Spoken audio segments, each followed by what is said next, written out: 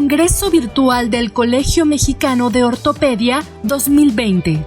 La doctora Patricia Parra Telles es cirujano de pie y tobillo, ortopedista pediatra, profesor asociado de la subespecialidad en cirugía de pie y tobillo, Instituto Nacional de Rehabilitación Luis Guillermo Ibarra, médico adscrito al Servicio de Cirugía de Pie y Tobillo y DNM, Instituto Nacional de Rehabilitación Luis Guillermo Ibarra. Segundo secretario propietario, mesa directiva del Colegio Mexicano de Ortopedia 2016-2017. Expresidente de la Sociedad Mexicana de Medicina y Cirugía de Pie 2012. Titular del capítulo de Cirugía de Pie y Tobillo. Colegio Mexicano de Ortopedia 2012-2013. Y secretario de la Sociedad Mexicana de Medicina y Cirugía del Pie, bienio 2009-2010. La doctora Parra hablará sobre artrodesis. ¿Cuál? ¿Qué paciente? Buenos días, nuevamente gracias por la invitación. Vamos a platicar en relación a la artrodesis de la artropatía de Charcot, ¿cuál y en qué paciente?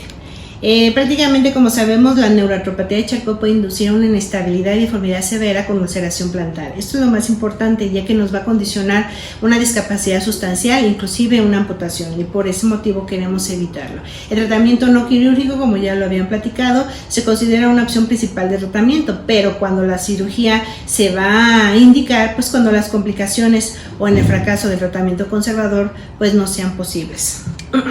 ¿Qué casos podrían ser quirúrgicos? Pues cuando tenemos casos donde hay muchas comorbilidades, daños en el nervio, subluxaciones severas, múltiples fracturas, conminuciones, inestabilidad del tobillo, del retropié, que esto condiciona pues una marcha complicada con muchos puntos de presión y finalmente nos va a condicionar pues unas úlceras.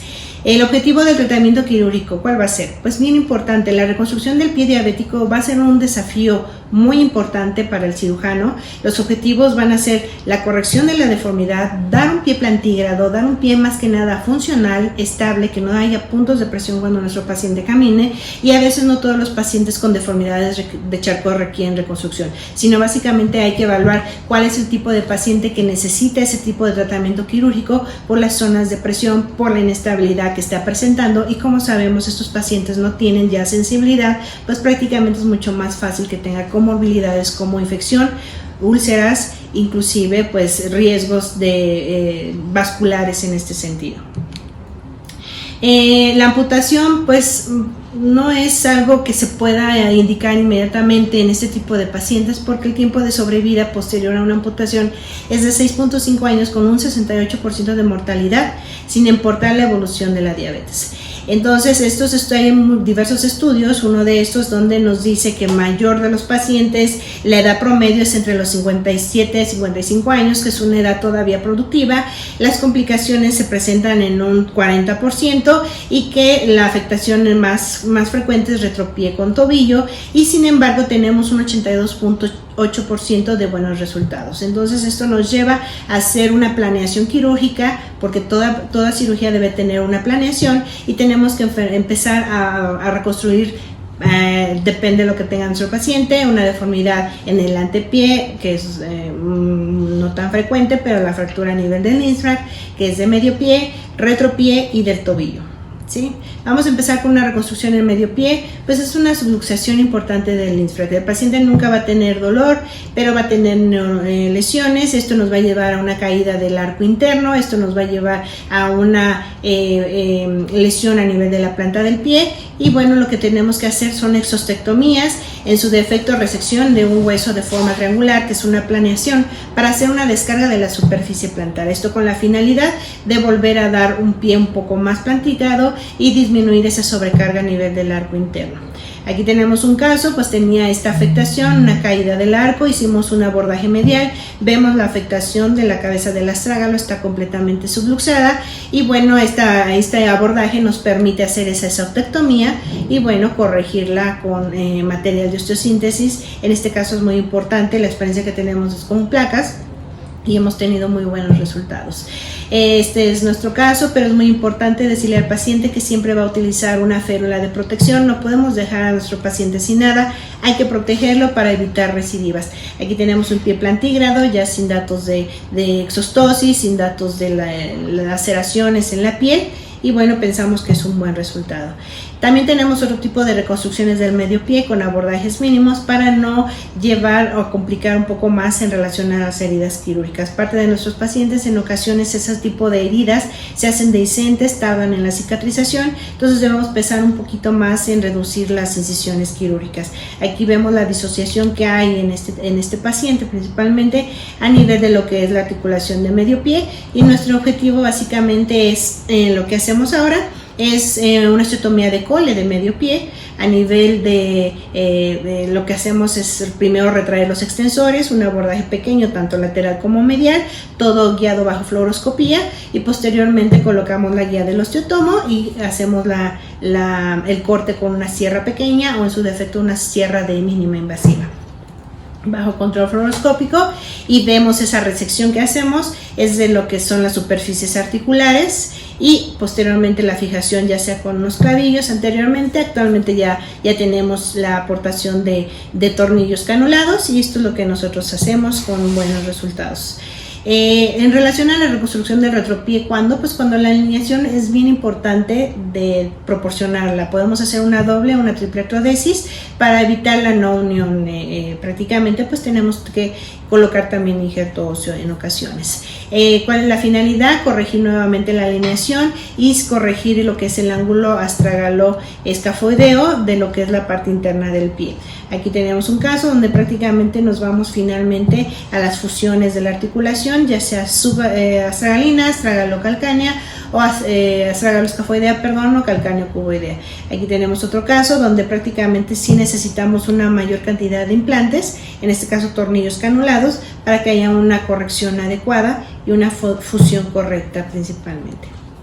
Aquí tenemos otro caso, también es una femenina de 58 años, la diabetes ya es de larga evolución, inicia una deformidad, aumento de volumen, laceraciones en la piel, y pues prácticamente actuamos inmediatamente con esta paciente, ¿sí? Y pues lo que le colocamos fue una placa de la barra medial. La articulación subastragalina aparentemente no tenía problemas, por eso nos fuimos con la artrodesis o la fusión de la barra medial con un buen resultado hasta ahorita. En relación al tobillo, pues las deformidades se van presentando, son severas, hay una afectación completa en la biomecánica de la marcha, y esto prácticamente nos da úlceras por presión frecuentemente, porque nuestro paciente tiende a caminar con el apoyo de lo que es el maleolo del peroné, y bueno, esto nos lleva a una úlcera. Los objetivos pues es mantener siempre un eje de alineación de la extremidad, la inmovilización prolongada para poder proteger esa osteosíntesis. Aquí vemos un caso con una artropatía a nivel del tobillo, y prácticamente lo que se tiene que hacer aquí sin piedad pues son de resecciones amplias. Tenemos que hacer esto por las incisiones amplias también. ¿Para qué? Para tomar del mismo paciente injerto tanto del peroneo, en su defecto pues que sean heterólogos. Podemos hacer la fijación con fijadores circulares. Esto nos permite corregir ese tipo de deformidades complejas del pie y del tobillo. La corrección tiene que ser gradual, minimizamos el daño neurovascular, y bueno, prácticamente nos da el soporte de peso durante la marcha. Nosotros, nuestra experiencia, los utilizamos más frecuente cuando ya tenemos un antecedente de una cirugía previa, como una corrección del retropié, del mismo tobillo, pero pues no cede, son más complejas este tipo de deformidades y los pacientes presentan úlceras. Entonces aquí lo que nos queda más que utilizar fijadores externos para que nos permita antes que nada cuidar esas heridas, que nuestro paciente camine mientras la fijación es estable.